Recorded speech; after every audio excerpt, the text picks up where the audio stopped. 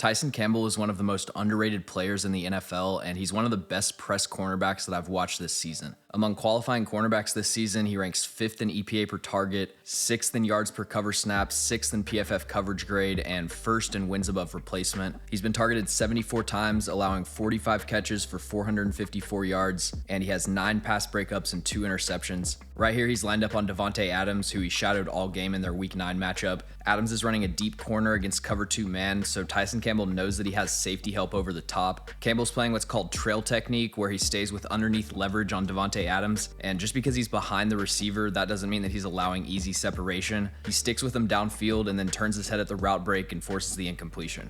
This is another nice press coverage rep against DJ Chark. Once Campbell reads that Chark's opening up his inside shoulder, he knows to expect a fade route, so he gives an inside hand punch and prevents the receiver from stacking him. One of Campbell's biggest negatives coming out of the draft was that he didn't have very much ball production. The athletic traits and coverage skills were obvious, but he just needed to get better at playing the football, and he's shown major improvement in his second season. This play, it's 4th and 4. He's matched up on A.J. Brown, who's running a quick slant. He allows some separation initially, but then he recovers and closes the space, and he gets this inside hand right within the catching window, and then forces the ball out of A.J. Brown's hands. When he's matched up with a really good veteran wide receiver, he'll be more patient at the line of scrimmage and play a soft shoe press, but against an inexperienced player like Racey McMath, he'll be really aggressive with his hands. This two-hand punch completely disrupts the timing of his release, and then he uses the inside hand punch down the sideline to stay on top of the route. And then again, it's really encouraging to see him this comfortable turning his head around and playing the football 40 yards downfield. Another really nice job at the catch point on this play. He's covering Garrett Wilson, and this is a tough second after he gets his head around, and he just rips the ball out of Garrett Wilson's hands. But on this play, he gets too aggressive with his hands, and Courtland Sutton's able to get an inside release. The Jags are rotating into cover 3, so Andre Sisco's coming down into this curl flat, and Campbell doesn't have any help to the inside.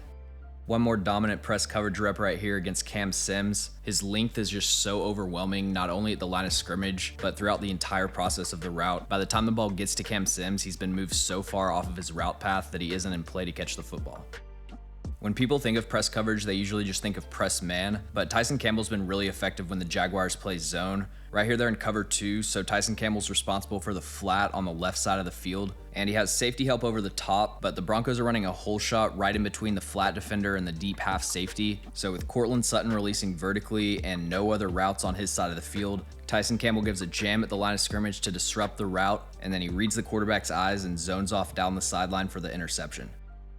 This is another really nice cover 2 rep. He's shown great acceleration crashing down onto underneath routes. Justin Herbert checks it down to Austin Eckler. Campbell disengages from the first route and then forces the ball loose to give Devin Lloyd a pick 6. Jacksonville plays a good amount of cover 2, but to get away with doing that in the NFL, the flat defenders have to get enough depth to defend deep corner routes. Otherwise, you would just get picked apart by smash concepts. And Tyson Campbell's the perfect cover 2 corner because he can get 8 yards of depth and take away the corner route and then accelerate into the flat and prevent the offense from getting positive plays on their checkdowns.